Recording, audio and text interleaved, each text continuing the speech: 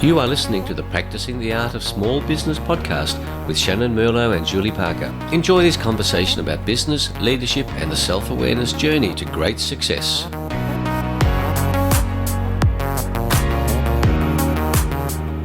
Hello, Julie, and hello, listeners, and welcome to Practicing the Art of Small Business.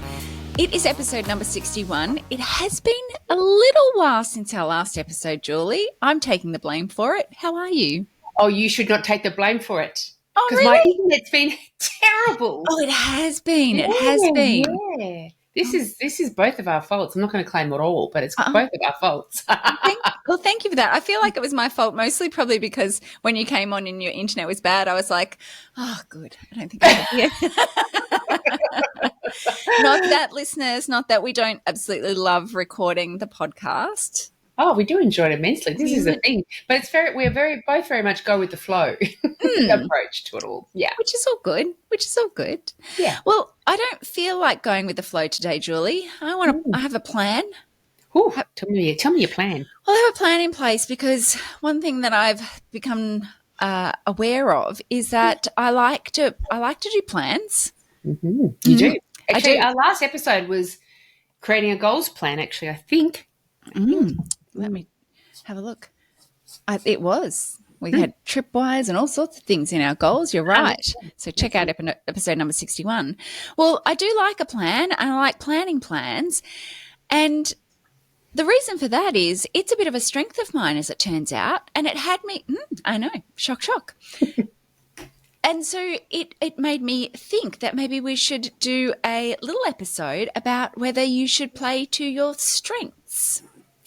That's a great idea, because sometimes people say, play to your strengths, but you've got to improve your weaknesses to complete the package that is you. Others say, ditch those weaknesses. Who cares? We can't be perfect in every way.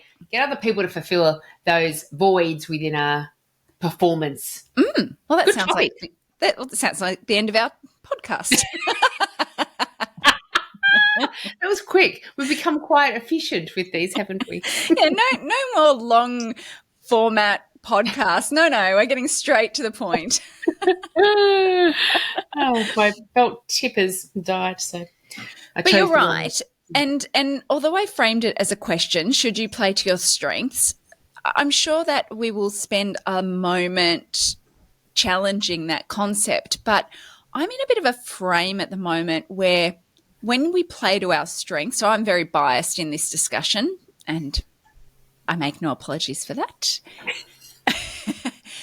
When we play to our strengths, it's another word for that can be our genius zone, the things that we are innately created for on this earth, the things that make our brains light up and get excited by.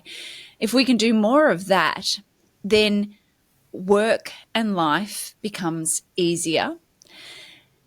And the risk is that quite often we end up in roles that is not our genius zone. But what we can talk about, Julie, is how do we deal with that with our team members, where they might be in a role that's not playing to their strengths, and also for business owners where you're wearing all your hats and you have to essentially find strength to do all the things. What do we do there?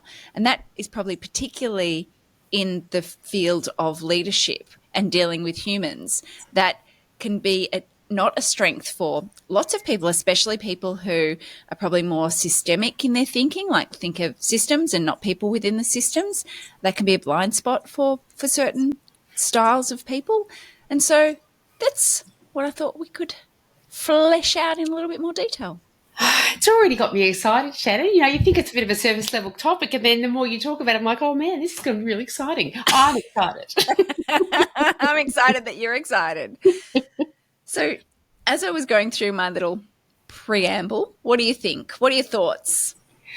My first thought is that it's kind of a combination of two things. That yes, you can understand that with self, you go, these are the bits that I'm really good at. This is my genius zone. And so therefore, is it just a waste of time, energy, money working on my weaknesses when I can just hire other people to fulfill those roles or apply different principles, different actions to fulfill those roles?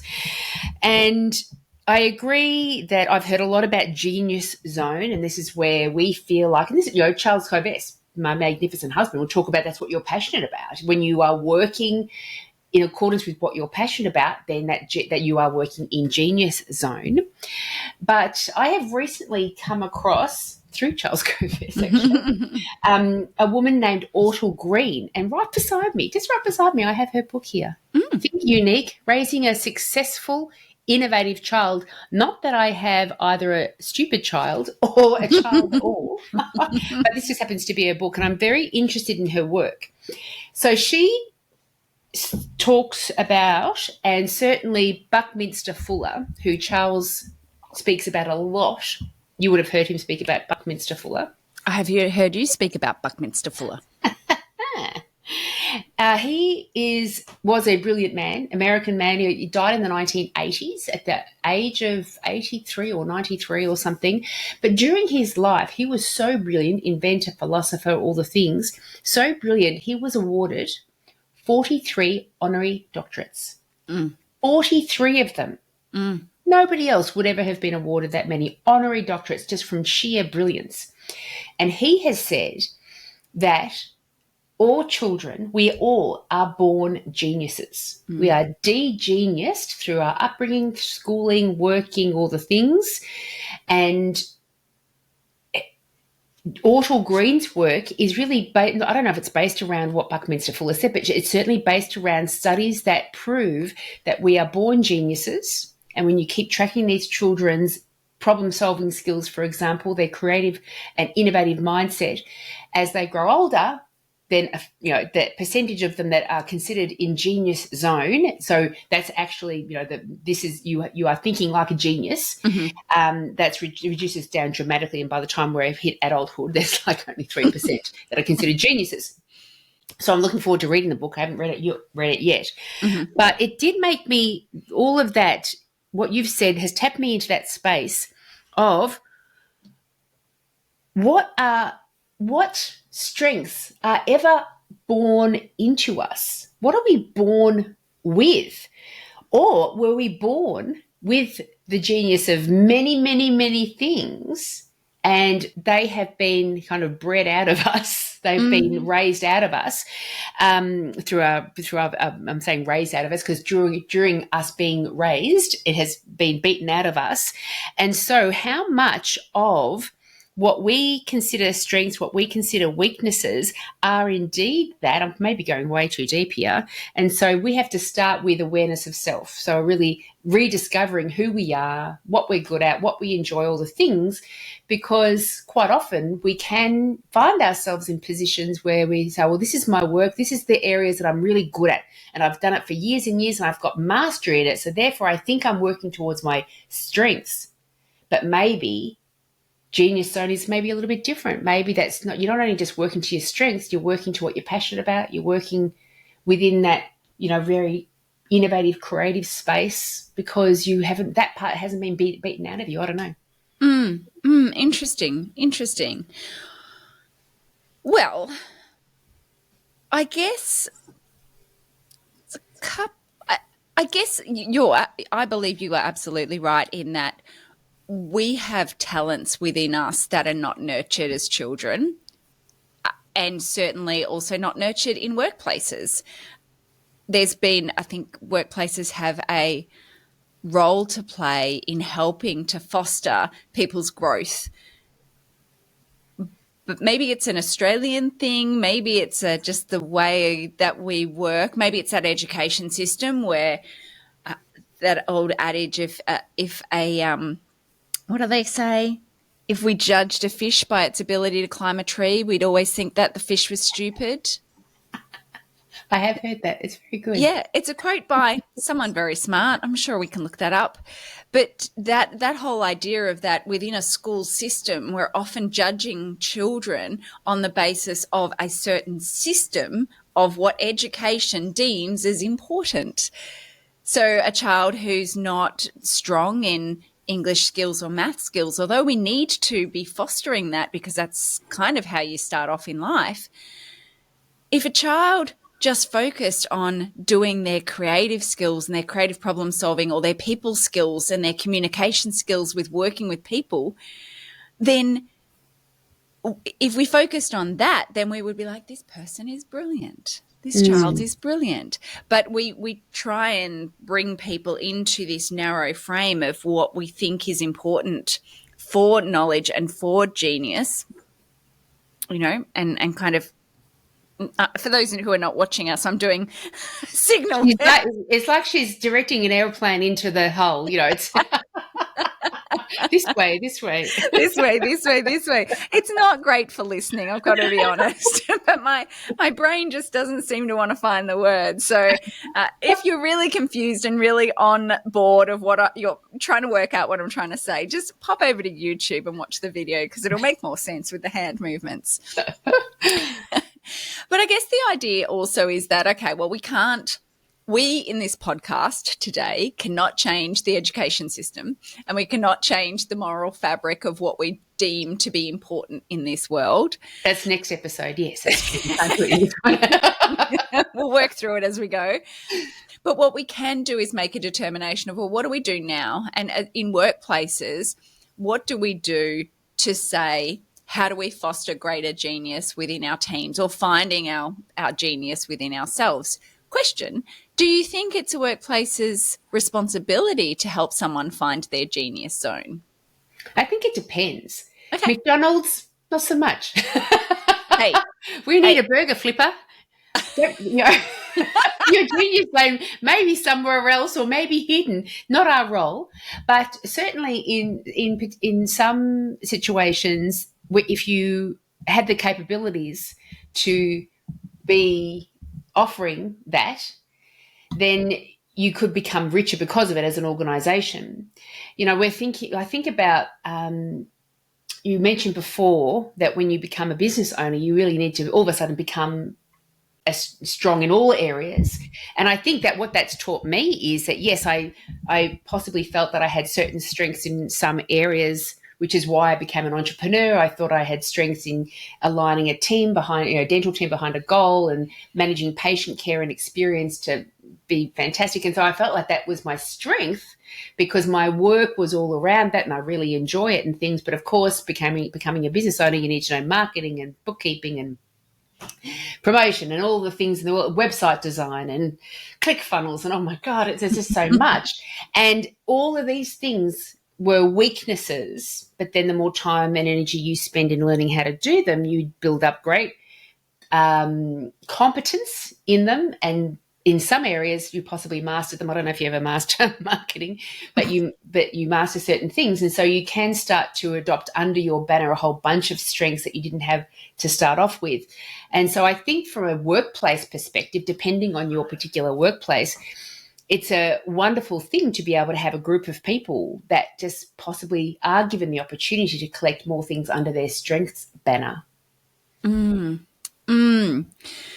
That's not quite tapping into genius zone either, though, is it? No, but let me put this into context, perhaps. So I am learning at the moment about axiology, and it's basically the science behind how we think, how we see the world. And it was developed by Robert Hartman, who was posthumously, was he nominated or did he get a Nobel Peace Prize for his work in this area? And he was a very smart man, and he put a mathematical formula around this metric to be able to determine how we value things, right? How we value things is how we make decisions in the world, these attributes. Now, what came out in my attributes is that I'm an incredibly strong systemic thinker, right? So what that means is that I see the world in systems. My primary driver in decision making will be, how did the system cause this problem? If there is no system, then that is the problem. It's not the people. And I don't even think about the people. It's like, where's the system? Where's the process? Where's the thing? Where's the order and the rules that have been put together that helps us to determine what we do and who does it, right? Yeah. So for me, it's very natural to think in that way. And as I've been reading a little bit more, there are people who are extrinsic in their primary domain, extrinsics, and that's more like doing the actions, taking the steps, just cracking on, making it happen. And then there's the intrinsic side of this, which is the people, and it's the uniqueness of people, the uniqueness of things. So systemic people like myself, we like to have definitions based on like goals, structured thinking, policies, procedures, rules, laws, oughts and shoulds, right? It ought to work this way and it should work this way because the rules determine it to be. And people who are really strong in this area can sort of overemphasize doing things by the book, like compliance is really important or having the rule to follow. So religions is a system, right? And those people who are systemic thinkers within a system can often be unrelenting in the need to follow the system, right? Because this is the rules. These are the things we're supposed to abide by. I've worked with people like those. Yeah. They're usually in charge of infection control in a dental surgery. There's the extrinsic dimension, extrinsic.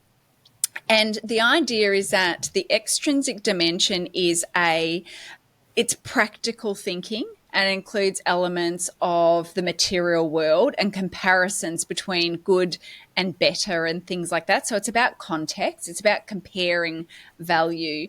So people who are extrinsic thinking are very good about tactical planning, like getting things done. They're good with sort of social fulfillment. And it's a primary dimension for people who are in business. People who are just get on, crack on and do it are often extrinsic thinkers. And what can happen is that they might have a tendency to see people as functional commodities as opposed to people people are important, people are unique. Yeah. And the people are unique is the intrinsic dimension. So people who think intrinsically, it's the concept of that the object or the thing is important in and of itself, not compared to anything else and not because it belongs to a system. It's because it is unique. It is singular. It's its essence. It's just the thing that makes it valuable is what makes it valuable. That makes sense? So people who are intrinsic in their thinking, I've just got a little reference book and it says that it's usually identified as dimensions of poets, artists, mystic, advertisers, chefs, theologians, musicians. When someone is too intrinsic or they're focusing too much on the intrinsic, there will be an over-attention to the good of others and a tendency to avoid putting others in uncomfortable positions. When people pay little attention to the intrinsic, it can be the basic questioning of the intentions of others and to see others as functional or part of a system instead of treating people as unique. So interesting, right? So Very interesting. Yeah. So I'm quite a systemic thinker, like a plan, like a structure, like a framework to operate within. Okay. Yeah. And as I've been going through this, I've been reading a little bit about the intrinsic and I'm like, yeah, but why? Like, you don't need to worry about people if you've got the system. She couldn't be more extrinsic if she tried. Systemic. I couldn't be more systemic if I tried. And so are systemics more extrinsic or intrinsic or not necessarily either? It's three dimensions. Oh, that's the three. That's the third. Beg your pardon. I got you. Yeah, absolutely. So the benefit of knowing this is that I naturally think with a systems brain. It's just something that is like I've got a client at the moment and my frustration is that one of her team members I think is probably very intrinsic in their thinking now that I am aware of this. And I'm like, you put a system in front of this team member, a process, and they don't understand what a process is. They don't know how to follow the process.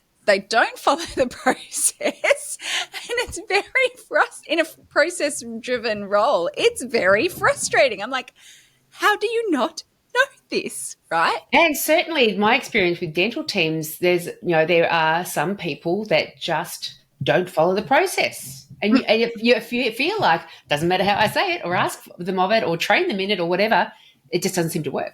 Correct. Now, here's the benefit of knowing that I now know this and that I think this way about intrinsic things, is that actually that could be a blind spot for me, that I can play to my strengths and run to a system and have system thinking. And the more that I do that, the more I'm going to just have fun about things. But I can have a blind spot because I'm not thinking about the uniqueness of people within the system. I'm not thinking about how to engage people in a system level thinking because they're not thinking like me.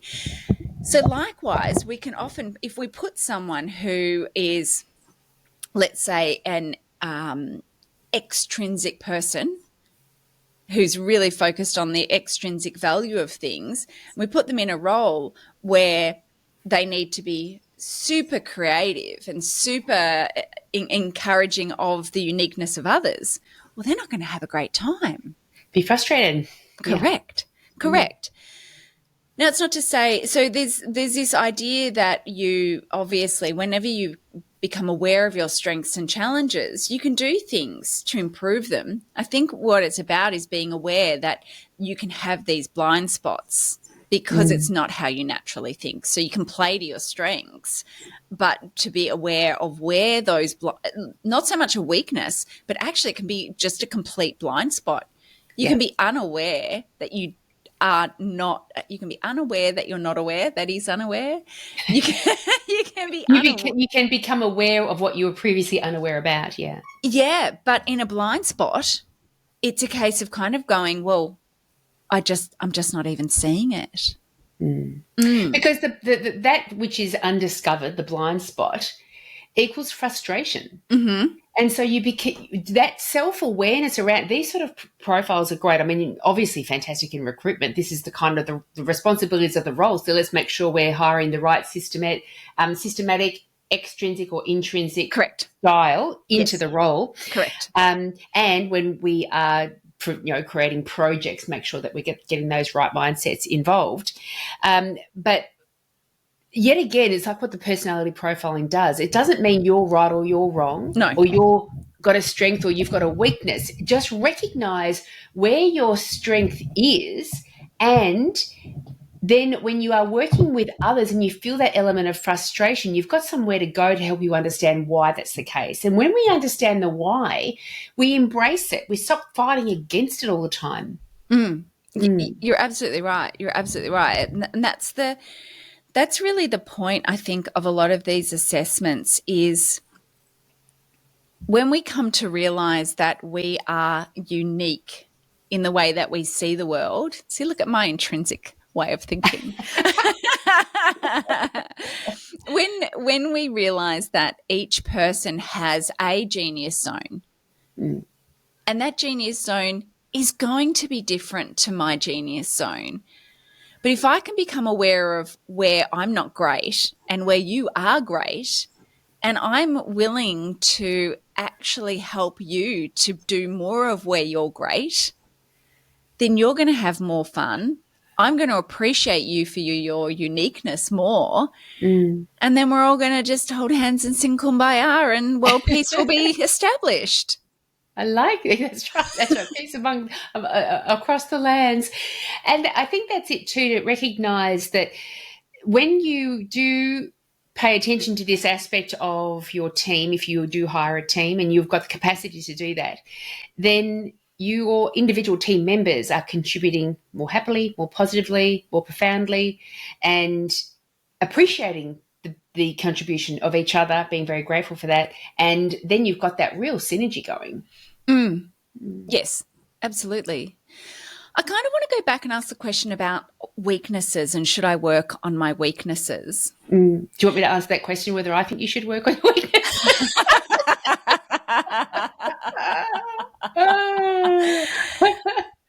Julie, Thank you, but I think I know the answer to that particular question. I appreciate you. I know they're vast.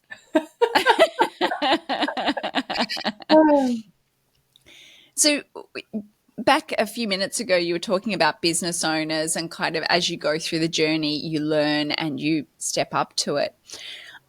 I do wonder whether there is a place. I'm sure we've talked before about outsourcing your not strengths. I do wonder whether there's an opportunity cost to learning these things that are completely outside of your comfort zone. But I think there's this more of a philosophical discussion around like when we're in our strengths, do we get comfortable within our strengths and therefore we're not pushing that learning zone? And then as a result, we start shrinking. Yeah. Or are we losing opportunities? Is there an opportunity cost to focusing on things that are not within our space of like greatness? And could we actually be doing more with ourselves, our team, our individuals by actually going, this is really not a strength of mine. This is not, I don't like it. I'm not enjoying it. It's taking a lot of time. I don't see the benefit in it. I mean, yes, there is benefit, but if I outsource this, I could use this brain space that's freed up for something that is my strength. What are your thoughts on that? Yeah, look, growth for me is huge. Growth is big. My thought is that if you came across people who had already identified their genius zone and you ask them, what's your genius zone? They say this. As you say, is there growth in that? Does that mean you stop looking to see if you've actually got a genius zone in other areas as well? And maybe you could develop strengths in other areas as well. And so I think it is putting limitations on ourselves. Yes, in a business sense, we've got to make sure that the hours that we use are the most productive they can be and all the things. But as an approach to life in general, to think, oh, once I've found my genius zone or what the thing that I've got passion in or I'm strong in, that's the search over. And I just have to continue working in that comfort zone. I agree with you. I think there's a huge risk of just working in comfort zone and stopping your own growth. And that is not always a fantastic culture to breed and foster within an organisation as well. We want people to feel uncomfortable sometimes. We want them not to step into the fear zone, but we certainly want them to be functioning for some of the time in that learning zone. That's how we evolve. That's how we get better. And so I personally have found the feelings of incompetency and the learning zone wildly uncomfortable, frustrating, beat my head against a wall kind of stuff, like, why? On the other side of it, though, I know I've expanded and grown. And that reward is just enormous, is absolutely huge. And I'm reminded by Tony Robbins when he says that the answer to happiness for human beings is progress. We are at our happiest when we feel like we're progressing. That could be progressing deeper into our genius zone but it could be progressing into our tapping into what we are weak at and becoming better at it. And then you start tapping into our identity. Is my identity one that I'm at my best when I'm working in my genius zone, or have I got an identity where if I work hard, I can achieve anything and I can enjoy anything as well? Well, that's that growth mindset, isn't it? Yeah. Having a growth mindset's not in my genius zone. No, I'm joking. I'm big I love on growing. I'm big on the growth growing. mindset. Big on the growth mindset. Do you think if you're not a great leader, so one of the things, this caveat, one of the things I'm passionate about is that all business owners should invest in leadership skills development and communication skills development. I agree. Because you don't really get a choice whether it's your genius zone or not, because you owe it to your team to be a better leader. It's a responsibility that comes with the territory. Little bit. Do Do you think it's fair and reasonable?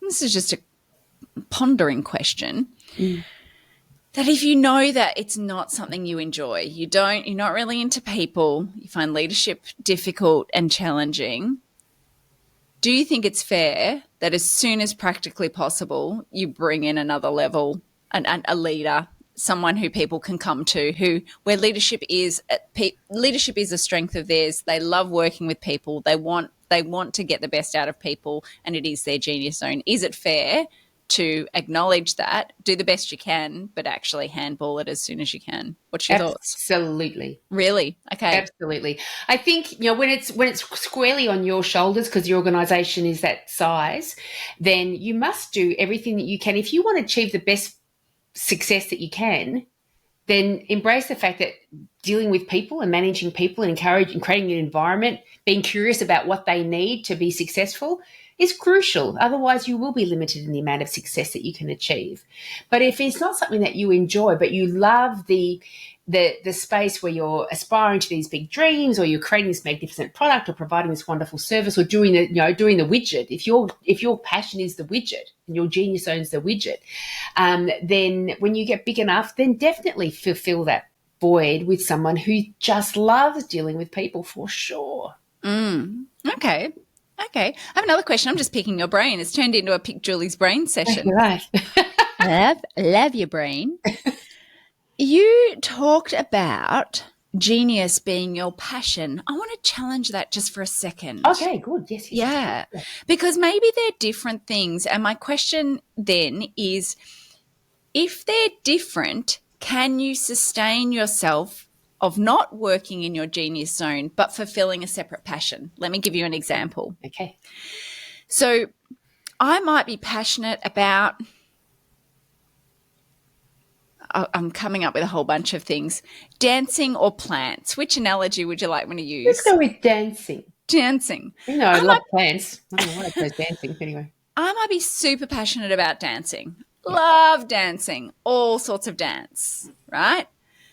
But in my business, I reconcile accounts and I don't really enjoy it. It's not really my fun place, but I do it because it's a job.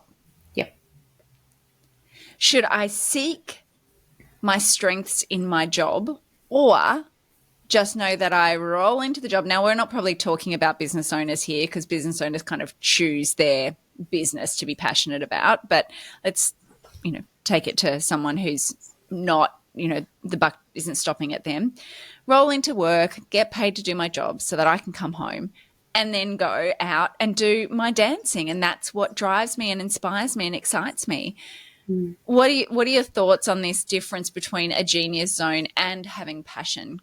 Should you do both? This taps into Charles's work, and I've certainly heard him speak about this on a number of occasions, that in order, because a lot of people say to Charles, because Charles is Australasia's passion provocateur, and his whole work is around helping people identify their passion and work to their passion. And he gets asked a lot, but, how am I supposed to make money off my passion? And he says it all the time. That's right. So if that's your passion, then the vehicle with which that gets you to enjoy your passion is your job. And that's where you see all the benefits around your job of doing the, bookkeeping or whatever it was. And that's allowing you to live to your passion. So until such a time, he also talks about, which is brilliant, he also talks about the amount of discretionary time we do have in our lives. And so while we're doing the admin job so we can enjoy our passion, we've got plenty of hours. When we really break down our week, we've got plenty of hours to then construct a way of eventually transitioning into a business where we can be doing what we're passionate about and making money off it. But definitely you can have a passion. And you look at the amount of people that do magnificent charitable work in the world, and that's tapping into their passion, yet they've got a standard 9-to-5 job to fund their lifestyle in order for them to be able to do that, but they're completely fulfilled and they wouldn't give up their job in a dream because of the fact that it is the vehicle that allows them to maintain a lifestyle so they can do this charitable work. Okay. Just want to poke the bear one more time. Please. Poke. What if you could have both? And I think this is the dream, isn't it? The dream is, and not just a dream, it makes it sound too lofty. I think this is something that we do perceive as ideal. Imagine if I could make money off my passion. Then it brings and for it to be a strength of mine. And for it to be a strength as well. And I think this brings us back to, does everything come from mindset? Because people who are working to their genius, working towards what they're passionate about and making money off and creating lifestyle from it, is the image that we've got in our head about that there are no drawbacks in that space. And so when we step into that world, we go, well, this can't be the deal. This can't be what's making me passionate, because look, now I've got to do this. I've got to do marketing. I'm no good at that. And now I've got to do this and I'm no good at that. And so it's not all ideal and roses. Mm-hmm. And so, with what Charles talks about as well, is that in every scenario, we are going to be able to see and identify a whole series of benefits and drawbacks. And even when we're working to our passion, there will be drawbacks to that as well. Mm. Maybe a drawback would be you're inclined to overwork, work too many hours. Mm-hmm. Maybe because you're so passionate about it, you're not seeing as many friends and not going out socially as often. Mm-hmm. Maybe you're compromising certain values because you're just working to your passion, or whatever the things are. But recognizing that with the most mundane of jobs and the most passionate of jobs, there's going to be both benefits and drawbacks. And it's the list that you focus on a day-to-day basis as to whether you are satisfied in that space, indeed fulfilled in that space. Mm-hmm. Mm-hmm. Hmm. Very good. I don't have any more questions, Julie. I'm out of questions. I think this whole extrinsic, intrinsic, systemic, although difficult to say quickly, is worthy of contemplation, just because of the fact it allows you a deeper understanding of self and of others. And therefore, it allows you to better manage people and self and put together a very good team as well. I mean, teams are always evolving, and it is just another opportunity for growth, because you have got a greater awareness of what you're actually dealing with. Otherwise, we are left with that whole thing. There are no good workers here. Nobody here wants to work hard. Everyone doesn't get along. People are so hard. Do you know, just as a little segue, just to our chat, the reason why a lot of people don't get along is actually in their values and motivations. And when I say this, I'm not necessarily talking about values from a health and well-being and, kindness values. I'm talking about value scales of what do I value more above. So things like I might value theoretical things. So I love learning. So theoretical is high on my values list. Economic, which is the need for a return on investment. There are values related to political. My cause will be victorious, winning and having others win. I might value aesthetics, like the beauty of things, the uniqueness of things. I might value ethics. So depending on how I prioritize the value, regulatory might be in there as well. Depending on how I value these considerations, if I'm really high on economic and someone else is really low on economic but high on aesthetic and I have no aesthetic, then I can, without having a conversation, I can simply go, how are you not getting this? Like, why are you not thinking about my business in the way that I want you to think about my business? My business needs to make money. Why aren't you thinking about that? And you're like, I just, you've got someone who wants to completely redesign the reception and make it all beautiful and put plants in there and color the things. And they're looking at thousands of dollars worth of this and a beautiful painting. And you're like, how's that going to make me money? And the person's like, it doesn't matter. It's just going to look really beautiful. And beauty. Why can't you see that? Why can't you see what a wonderful thing that is? Yeah. Correct. And so through this mismatch of values, you can actually get huge conflict in business. So that's something that is also part of the thing that I'm doing. And so, but that can be really illuminating when you see that there's differences in how we value, or not how we determine what's important in our lives. Yeah. And it keeps bringing me back to the word tribe. Mm. You know, when we have gone down the path of awareness around all these things as a group who work together, it does bind us as a tribe, because we are no longer seeing the things that divide us, but we see the things that unite us or make us special, individual, and how we can become connected with that. And so it really is, I mean, you can, with our own selves, we know that we lead better, happier lives the more deeply aware we are about how we tick, what makes us do the things we do, respond the ways we respond, and recognize, you know, we've got choice, and therefore these are going to be my choices. And so it makes sense that when you've got a bunch of individuals that are working together that have an equivalent level of awareness of group dynamic and the whys, you know, why we're responding in certain ways and who we need in this tribe, it makes it very more obvious of the importance and the benefits of going down this sort of discovery path. Is there anything else that we need to cover in order to answer the question of should you play to your strengths? No, I think we've capped it off, that playing to your strengths is fantastic. Tapping into some weaknesses is a very good growth opportunity. But recognising everyone's genius zone, and certainly that bringing in these sort of Shannons into your world, into your organisation, that can help that level of discovery, hugely beneficial. Oh, well, thank you. Thank you. And I think that the important thing to note is that if you are a leader, you've got to do the work, whether you like it or not. Just grow big enough. Do good leadership, better English, do good leadership so that you can grow big enough so you can hire someone to go into the role to of do leadership. The leadership. There you go. That's a bright, shiny goal. There you go. And I think on that basis, you've probably done the wrap for us, Julie. It's first time for everything. I think you did a great spot. Well, it's been lovely to reconnect, Shannyn. Thanks so much. It's been lovely. I feel a little rusty, but I think we'll get our groove back into place. I know you actually called it YouTube at the start rather than the tubes that you normally do. Oh, so Lord. There has been evolution there. Wow. Is that a You've good learned thing? what the application's called. Is that a good thing? I used to be cool. That's right. I used to be funky. The funky's gone. No more funk for me. Well, thank you, Julie. Lovely to be on the tunes with you again.